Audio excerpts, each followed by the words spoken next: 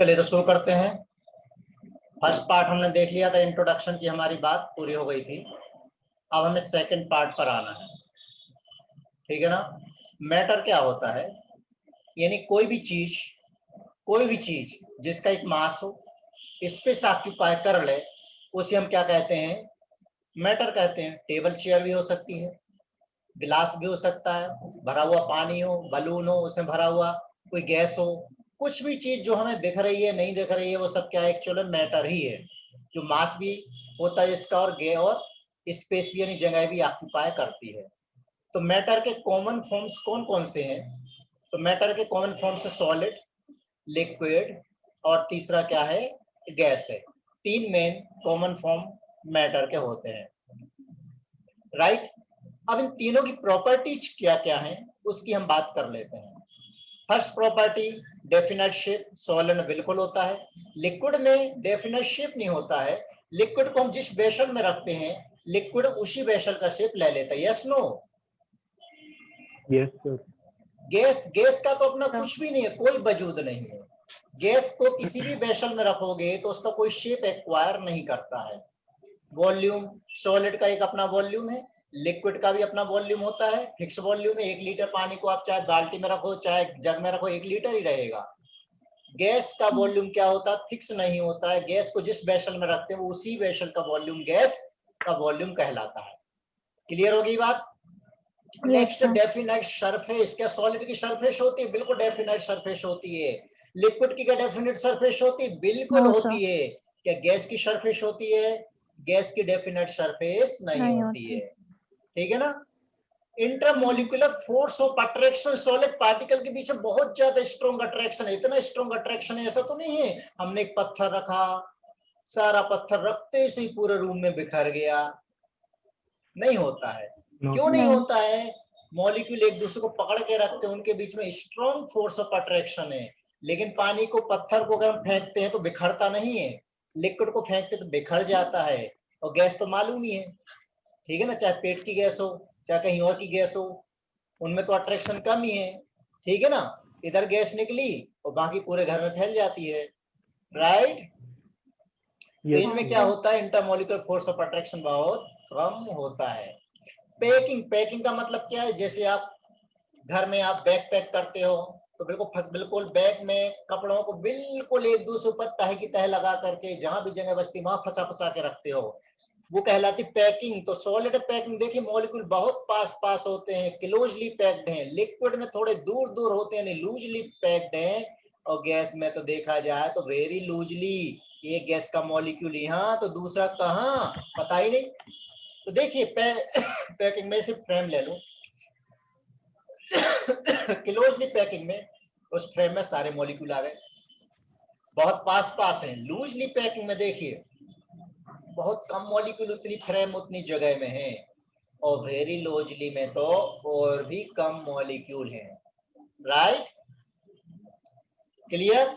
Next है solid, liquid और gas में आइस, वाटर और स्टीम। ये क्या है, सॉलिड, लिक्विड और गैस के एग्जांपल है। आइस का हम टेम्परेचर बढ़ाते हैं तो वाटर बनता है, वाटर का टेम्परेचर बढ़ाते हैं तो स्टीम बनती है। यानी अगर हम कंडीशन चेंज कर दें तो भी हम स्टेट को चेंज कर सकते हैं। आइस को वाटर में, वाटर को स्टीम में कन्वर्ट कर सकते हैं।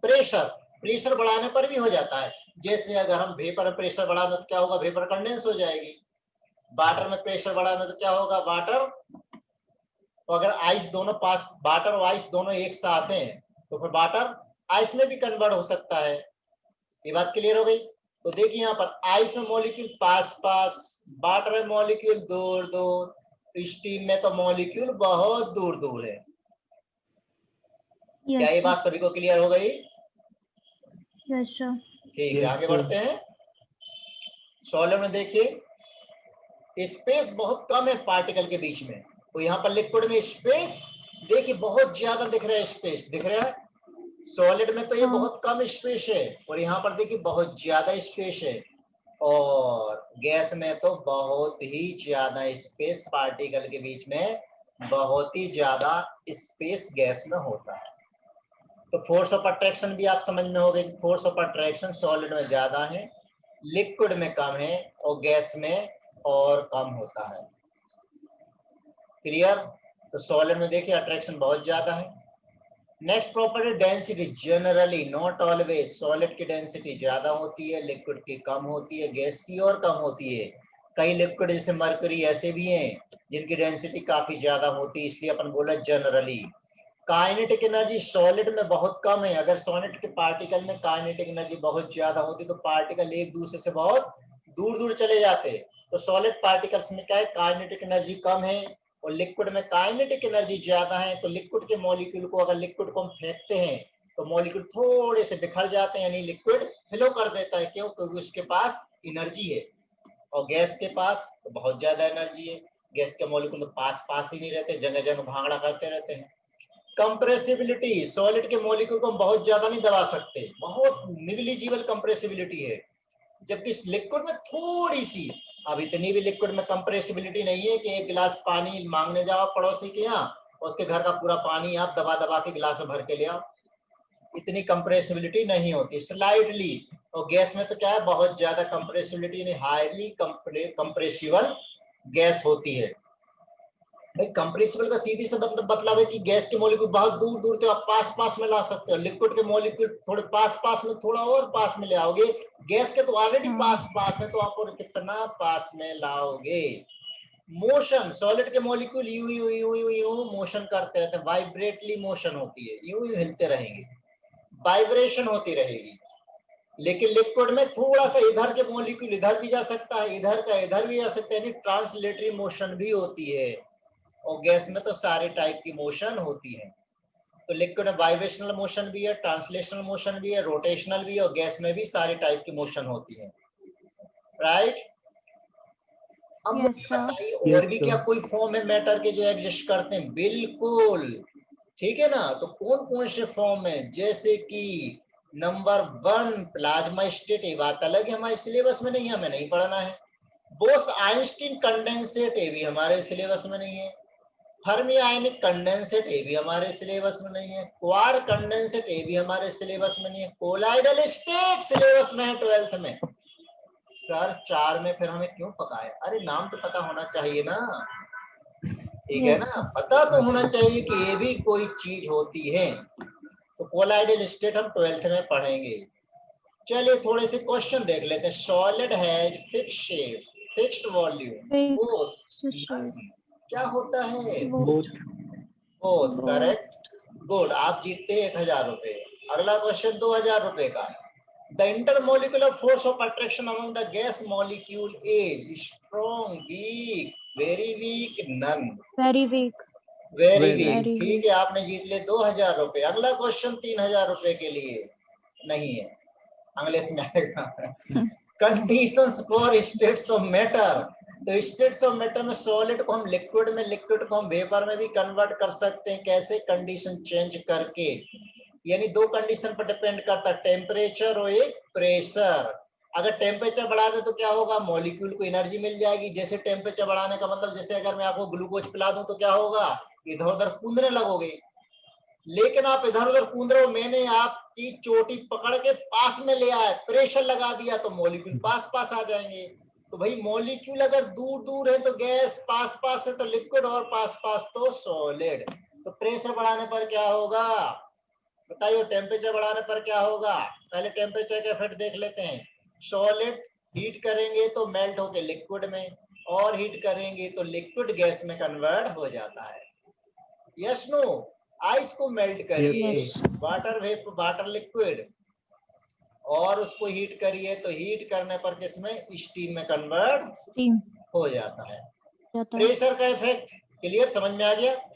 तो क्या हो रहा है? जैसे हम हीट देते हैं तो काइनेटिक एनर्जी मॉलिक्यूल की बढ़ती है, काइनेटिक एनर्जी बढ़ती है तो क्या होता है? स्टेट भी बदल जाती है। आइस यानी सॉलिड की काइनेटिक एनर्जी कम, वाटर की ज्यादा, स्टीम में काइनेटिक एनर्जी मॉलिक्यूल की और ज्यादा। प्रेशर का इफेक्ट समझ गए होगे? प्रेशर के इफेक्ट में क्या आएगा? अगर आप स्टीम पर प्रेशर लगाओगे तो वेपर कंडेंस होकर लिक्विड बनाएगी, और प्रेशर लगाओगे तो आइस बनाएगी।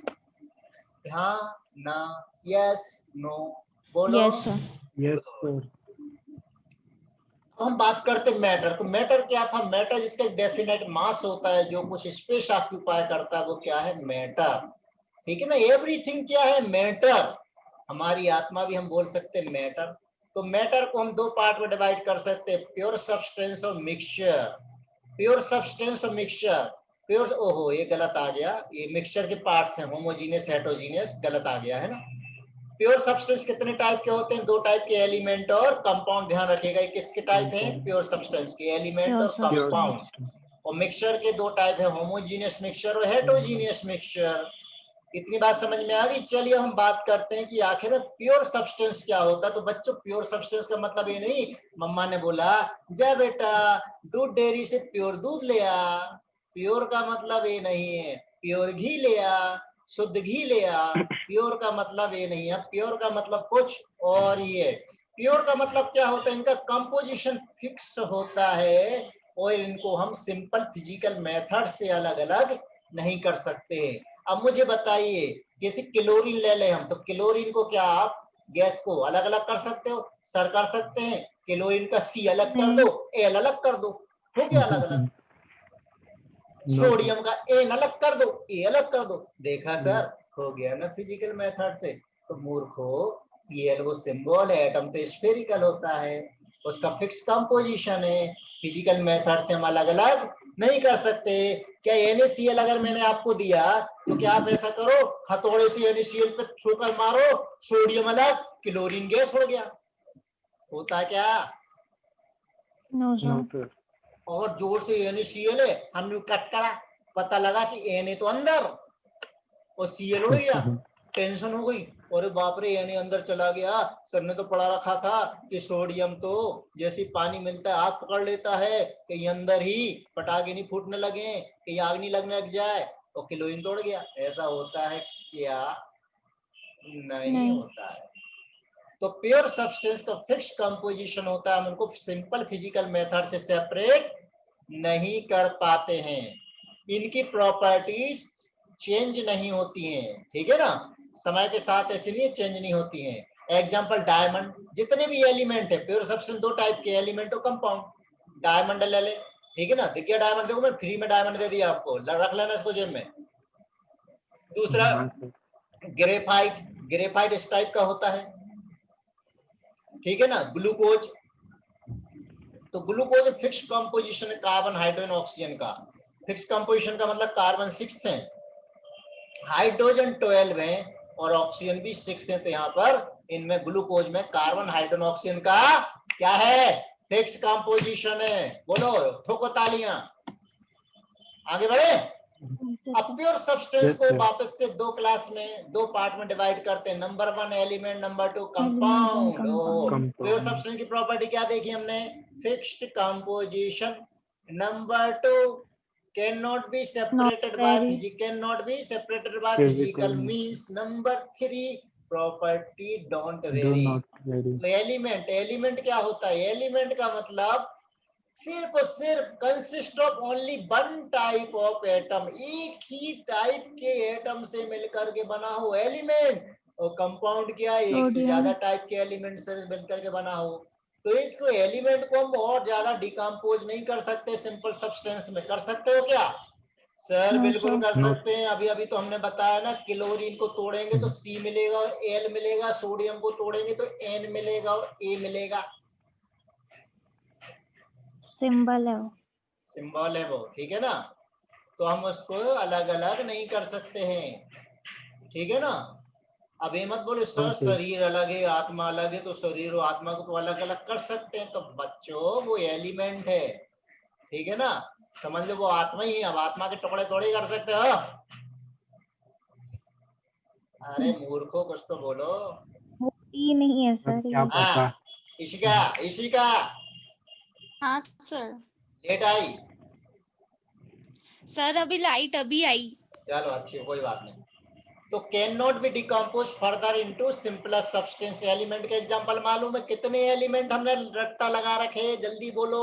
118। 118 सभी को याद है? हाँ सर। सभी के कॉन्फ़िगरेशन लर्न किए थे हमने? हाँ हाँ सर। रिवाइज कर लेना, कभी भी पूछ सकता हूँ। हाँ। दूसरा है कंपाउंड। कंपाउंड में क्या होता है? दो या दो से ज्यादा एलिमेंट फिक्स रेशो में होते हैं, बाय मास फिक्स रेशो में होते हैं। ठीक है ना। तो इसके जो कांस्टेंट एलिमेंट हैं, इनकी प्रॉपर्टी जिससे मिलकर के बने हुए हैं, जिससे मिलकर के बने हुए हैं, उनकी प्रॉपर्टी नहीं होती है। जैसे सोडियम क्लोराइड सोडियम से मिला और क्लोरीन से मिला है, सोडियम हाईली इनफ्लेमेबल, कैसे बहुत जल्दी आग पकड़ लेता है, और क्लोरीन क्या है, गैस है। तो क्या सोडियम क्लोराइड जो नमक है बुड़ जाता है या आग पकड़ लेता ना। जब दोनों मिलते हैं कुछ नया बनता है, तो नए की प्रॉपर्टी कुछ अलग ही होती है। ठीक है ना। इसी पे से तो मालूम है गाना बना हुआ है कागज के फूल पर। कागज के फूल एक मूवी है पुरानी। वक्त ने किया क्या हंसी सितम, हम रहे ना हम, तुम रहे ना तुम, सोडियम रहा ना सोडियम, क्लोरीन रहा ना क्लोरीन, कुछ नया बन गया सोडियम क्लोराइड। उनने पढ़ रखा था कंपाउंड में ऐसा ही होता है, देखो एक गाना बन गया। आई बात समझ में। ठीक है। तो एग्जाम्पल कंपाउंड के वाटर में देखिए, 2 हाइड्रोजन 1 ऑक्सीजन, CO2 में 1 कार्बन और 2 ऑक्सीजन से मिलकर के बना हुआ होता है। राइट। मिक्सचर, मिक्सचर तो मालूम ही है, चाहे नमकीन वाला मिक्सचर हो चाहे कोई सा भी, उनका वेरिएबल कॉम्पोजिशन होता है, कॉम्पोजिशन इसका फिक्स नहीं होता है। अब इनके कंपोनेंट्स, मिक्सचर जिससे मिलकर के बना होता है उसकी प्रॉपर्टी क्या होती है, मिक्सचर की प्रॉपर्टी होती है। अब मुझे बताइए, जैसे आपने नमकीन लिया, मिक्सचर लिया, थोड़ा खट्टा भी लगता है, थोड़ा मीठा भी लगता है, क्यों, खटाई डाली तो खट्टा भी लगता है, मिठाई डाली तो मीठा भी लगता है, सभी अपना अपना इफेक्ट छोड़ के जाते हैं। यानी सबकी प्रॉपर्टी मिक्सचर की प्रॉपर्टी है, कोई इसमें अलग प्रॉपर्टी नहीं है। ठीक है ना। तो मिक्सचर को हम प्योर सब्सटेंस में फिजिकल मेथड से सेपरेट भी कर सकते, मे बी यानी कर सकते हैं। और मिक्सचर की जो प्रॉपर्टीज हैं, मिक्सचर की जो प्रॉपर्टीज हैं वो किसकी प्रॉपर्टी होती है, जिससे मिलकर के बना उसी की प्रॉपर्टी होती है। एयर, हवा, मिल्क, दूध ही मिक्सचर है। किसका, दूध मिक्सचर है किसका, अरे फैट वाटर, फैट और वाटर, गैसोलीन यानी पेट्रोल, वो भी क्या है, हाइड्रोकार्बन का मिक्सचर है। बोलो बजाओ तालियां। मिक्सचर को वापस से हम 2 टाइप में क्लासिफाई कर सकते हैं, होमोजीनियस मिक्सचर और हेट्रोजीनियस मिक्सचर। होमो का मतलब क्या, इवन, हेट्रो का मतलब क्या, ऑड। तो होमोजीनियस मिक्सचर का मतलब क्या है, इसका सेम कंपोजिशन होता है। दूसरा, कंपोनेंट हमें नजर नहीं आते हैं। ठीक। तीसरा, जैसे एग्जांपल ले लें, आप पानी में शक्कर डालिए, आपको नजर आएगा, ओह सर शक्कर का मॉलिक्यूल ए घूम रहा है, पानी वाला यूं बैठ के वो देख रहा है, दिखाई देता है नहीं। होमोजीनियस। अच्छा, इस एग्जांपल में मजा नहीं आया हो तो दारू पानी तो आप लोग यूज करते ही करते हैं, हाँ सर। डेली लेते ही हैं पैक, क्यों इशिका, नहीं सर। पानी का तो लेते हैं सर। तो दारू में पानी मिला दो तो क्या हमें नजर आएगा, दारू यहाँ यहाँ, नहीं। ठीक है ना। तुम गाना गाओगे, दारू तू कहाँ, दारू बोलेगी मैं यहाँ, ठीक है ना। नहीं होता होमोजीनियस। हेट्रोजीनियस में आप सर पानी ऐसे में, तो तेल और पानी का भी ले सकते हैं। ना ना ना बेबी, होमोजीनियस नहीं है, वो हेट्रोजीनियस है। वो तो छन सकता होमोजीनियस है। को हम फिजिकली सेपरेट नहीं कर सकते हैं, हेट्रोजीनियस को हम फिजिकली सेपरेट कर सकते हैं। तो होमोजीनियस का एग्जांपल, ठीक है ना, गैसियस मिक्सचर भी ले लें। अब हाँ तेल सर। और पानी का जो मिक्सचर वो क्या है, हेट्रोजीनियस का एग्जांपल है। तो हेट्रोजीनियस मिक्सचर में इनमें सेम कंपोजिशन थ्रू आउट नहीं होता। यहाँ पर देखिए सेम कंपोजिशन है क्या, यहाँ पर अलग कंपोजिशन है, यहाँ पर अलग नहीं कंपोजिशन सर। है, राइट। हाँ। कंपोनेंट, यहाँ पर क्या है, पहले वाले कंपोनेंट को हम अलग अलग नहीं देख पा रहे थे, इनडिस्टिंग्विशेबल थे, यहाँ पर कैसे क्लियर दिख रहा है, ये कोई और है, ये कोई और प्रजाति है, ऊपर वाली कोई और, नीचे वाली कोई और है। ठीक है ना। जैसे कि तेल और पानी, तेल और पानी, समझ में आया, हाँ हाँ सर। पक्का, सच्ची में, सर। मुच्ची में। अब यहाँ हाँ पर सर। एक टर्म आती है फेज, क्या टर्म आती है, फेज। तो फेज को देखते हैं, फेज क्या होती है। देखिए दालों को इकट्ठा कर दीजिए, मिक्सचर हो गया। ठीक, क्या इतनी बात क्लियर हो गई। कि नहीं हुई? क्या सर मिक्सचर को बोलेंगे? हाँ, अब इधर देखिए एक मिनट, फेज, फेज क्या होता है वो समझिए। फेज, एनी डिस्टिंक्ट पोर्शन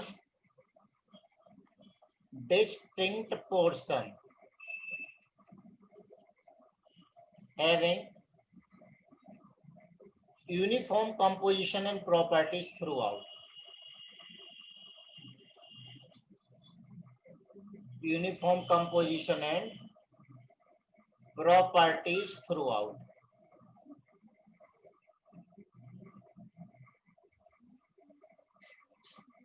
इसे क्या कहते हैं? फेज। क्या मतलब इसका? इसका क्या मतलब, जैसे कि ये देखिए एक गिलास,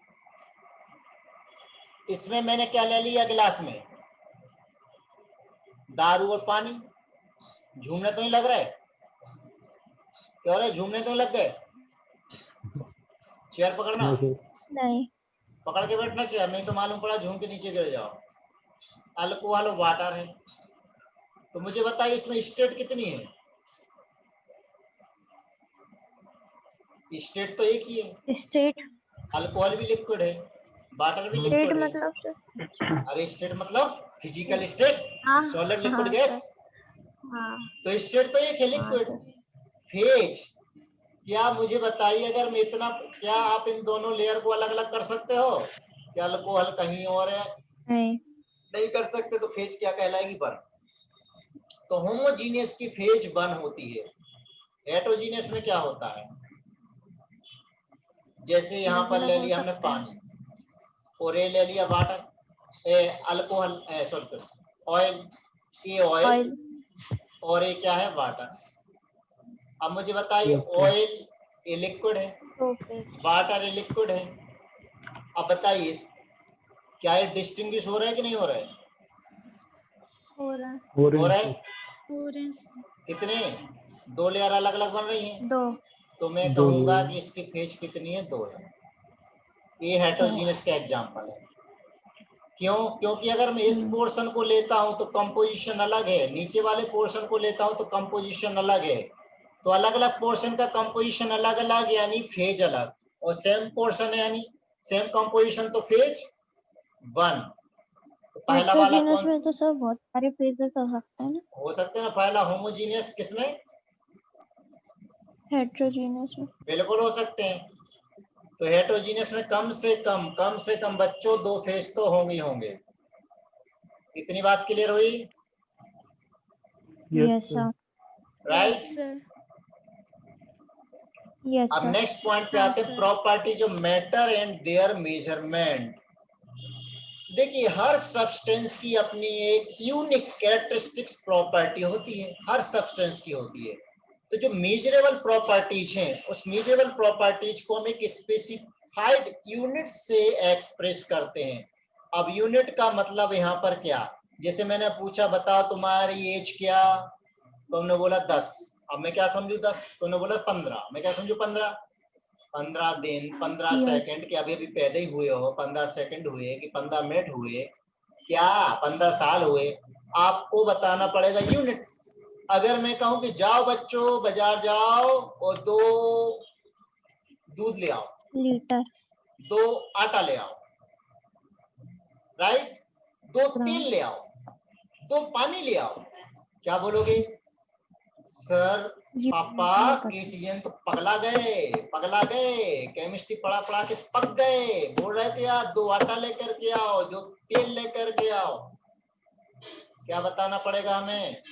हमें बताना पड़ेगा कि 2, क्या बताना पड़ेगा? 2 लीटर, 2 लीटर, लीटर, किलोग्राम, कुछ ना कुछ तो हमें बताना पड़ेगा, राइट। तो वो क्या कहलाती है?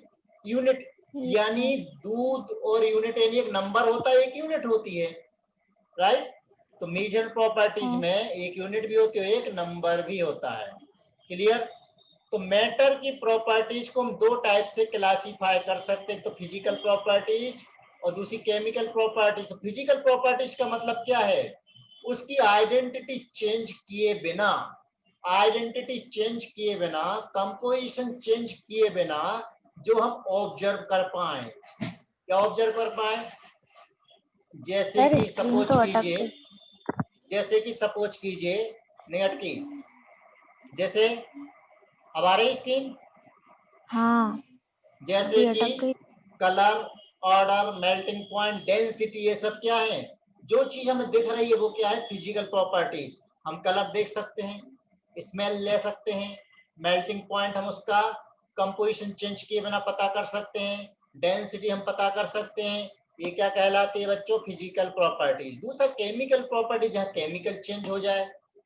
जैसे हमें आपकी फिजिकल प्रॉपर्टीज पता करनी है तो मैं देखूंगा हाँ भाई कलर इसका ऐसा है, थोड़ा थोड़ा बंदर जैसा है, ठीक है ना।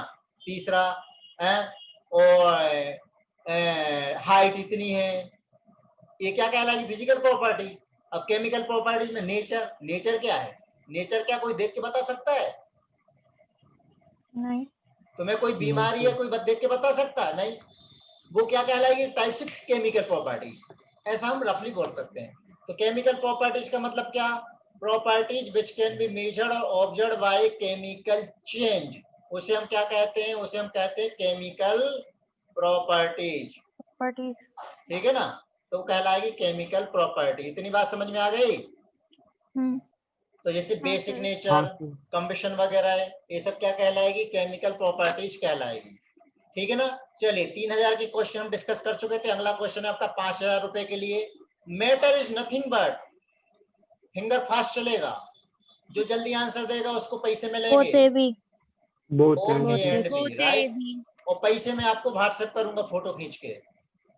तो both A and B, correct. आपने जीत लिए 5000 रुपए, राइट। अब हम बात करते हैं इंटरनेशनल सिस्टम ऑफ यूनिट पर। यूनिट, यूनिट देखिए तो बच्चों ये यूनिट कितने टाइप की होती है? यूनिट मैंने बताया ही कि एक नंबर होता है, एक यूनिट होती है, एक नंबर होता है, एक यूनिट होती है, इक्वल टू क्या? कांस्टेंट। तो जैसे अगर मैंने लिया 1 यूनिट ली मीटर, 1 मीटर इक्वल टू होता 100 सेंटीमीटर। तो ध्यान देना, नंबर छोटा यूनिट बड़ी, नंबर बड़ा यूनिट छोटी, बड़े मियाँ छोटे मियाँ, बड़े मियाँ छोटे मियाँ।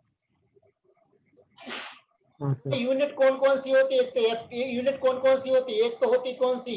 इंग्लिश सिस्टम, एक होती इंग्लिश सिस्टम, एक होता है मीट्रिक सिस्टम। अब इंग्लिश सिस्टम में डेसिमल काउंट नहीं होता है, not count, do not count decimal, decimal इसमें काउंट नहीं होते हैं। और जबकि क्या है? Include decimal also, include decimal also, इसमें डेसिमल भी होता है। अब यहाँ पर जो सिस्टम है वो कौन कौन सा? एफपीएस, सीजीएस, एमकेएस और एसआई। एफपीएस यानी फुट, पाउंड और सेकंड, यानी लेंथ फुट में, मास पाउंड में और टाइम सेकंड में। सीजीएस सेंटीमीटर, ग्राम, सेकंड। एमकेएस में मीटर, किलोग्राम और सेकंड। और एसआई में मीटर, किलोग्राम, सेकंड। एसआई यानी इंटरनेशनल सिस्टम। तो ध्यान देना, केमिस्ट्री में मोस्टली क्वेश्चन सीजीएस में करते हैं। क्यों? क्योंकि हम वेट किस में लेते हैं? मैक्सिमम वेट किस में लेते हैं? ग्राम में लेते हैं। टनों से क्या किलोग्राम में लेते क्या? ठीक, सॉल्यूशन हम मिलीलीटर बनाते हैं। तो केमिस्ट्री में मोस्टली हम सीजीएस यूनिट यूज करते हैं। एसआई का मतलब इंटरनेशनल सिस्टम, ठीक है ना। तो any quantity observation of measurement, इसको हम किससे रिप्रेजेंट करते हैं? किससे रिप्रेजेंट करते हैं इसको? बताइए जल्दी से। नंबर फॉलोड बाय यूनिट्स, एक नंबर और साथ में यूनिट जिसमें इसको मेजर किया जाता है। जैसे कि लेंथ, रूम की लेंथ 6 मीटर है, 6 का मतलब क्या? नंबर, मीटर क्या है? एम क्या है? यूनिट है। तो डिफरेंट सिस्टम ऑफ मेजरमेंट समझ गए। एक इंग्लिश सिस्टम हो गया, एक मीट्रिक सिस्टम हो गया। इंग्लिश सिस्टम में मैंने बता ही दिया है, इंग्लिश सिस्टम में क्या होता है? इंग्लिश सिस्टम में डेसिमल प्लेस को काउंट नहीं किया गया है, मीट्रिक में किया गया है। तो इंग्लिश सिस्टम फ्रांस में 18th सेंचुरी में उसको जनरेट किया गया था। अब हम बात करते हैं एसआई यूनिट पर, बाकी तो मैंने बता ही दिया है। तो एसआई यूनिट में बेस फिजिकल क्वांटिटीज टोटल 7 होती हैं, सिंबल इनके 7 होते हैं। एसआई यूनिट का नेम ये भी 7 टोटल हो, सिंबल एसआई यूनिट के 7 हो गए। Base physical quantity length, symbol L, name metre और सिंबल इसका एम। दूसरी मास, सिंबल क्या लिखेंगे हम? Small M. Name of SI unit kilogram और सिंबल केजी।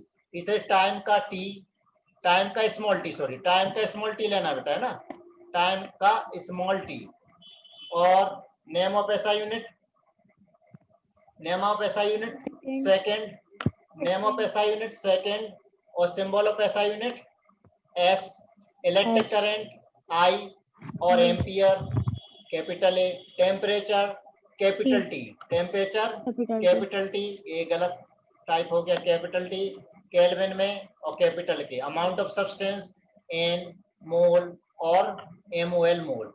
तो अब इसको आप याद रख सकते हैं, चाहे तो आप इसको ऐसा अरेंज कर लें, आजकल मोल सीडी किलोग्राम से मिलती है, क्या आजकल मोल सीडी किलोग्राम से मिलती है। आप ऐसा भी लर्न कर सकते हो, यानी लेंथ की यूनिट क्या है, मीटर यानी एम, मास की यूनिट क्या है, केजी, टाइम की यूनिट क्या है, सेकेंड, करंट की यूनिट क्या है, एम्पियर, टेम्परेचर की यूनिट क्या है, केल्विन, अमाउंट की यूनिट क्या है, मोल। ये बात क्लियर हो गई? Yes sir. ठीक है ना? यस तो ल्यूमिनस इंटेंसिटी, ल्यूमिनस इंटेंसिटी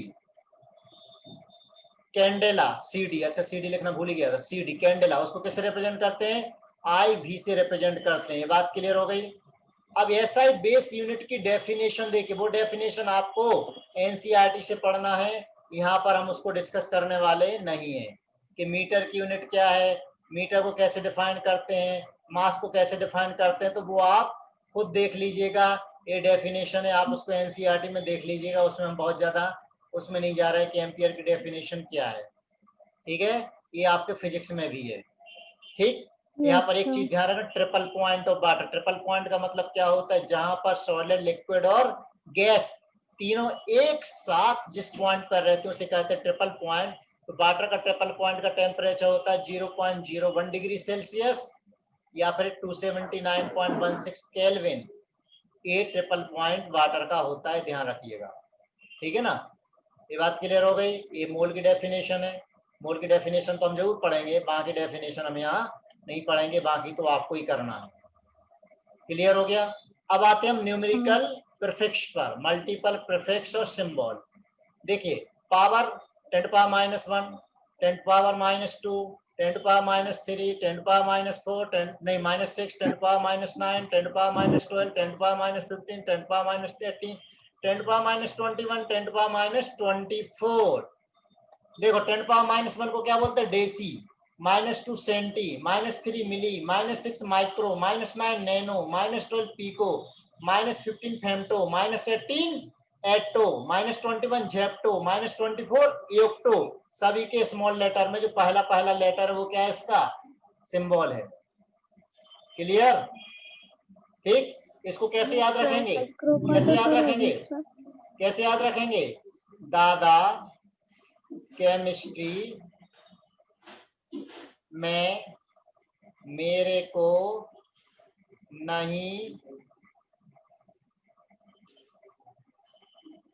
नहीं फिकर, फिर आज झट याद हो गई। क्लियर? इसी तरह से पावर प्लस में ले लो, 10 to power 1, 10 to power 3, 2, 10 to power 3, 10 to power 6, 10 to power 9, 10 to power 12, 10 to power 15, 10 to power 18, 10 to power 21, 10 to power 24। कैसे? Deca, hecto, kilo, mega, giga, tera, peta, exa, zetta, yotta. दादा हर कीमत में great थे, पर ये जहां यही है। क्लियर? ये आपको पावर याद रखनी है, राइट? 1 2 3, 1 2 3, 6 9 12 15 18 21 और 24। चलिए क्वेश्चन पे आ जाए। What is the triple point of water? जल्दी से बताइए, जल्दी से बताइए। तो ये हो जाएगा 1/273.16 degree Celsius. What is the unit for luminous intensity? बताइए जल्दी से। नहीं, 1/273.16 नहीं होगा, एक मिनट। नन होगा। 1/273.16 नहीं, इसका आंसर होगा 1/73। ये आंसर आएगा। What is the unit for luminous intensity? जल्दी बोलिए। सी वाला। कैंडेला, ठीक है। What is the symbol for electric current? Small I. I. ठीक। अब mass, weight, volume, density, temperature अगले लेक्चर में हम डिस्कस करते हैं। राइट, इतना क्लियर हो गया? हाँ सर।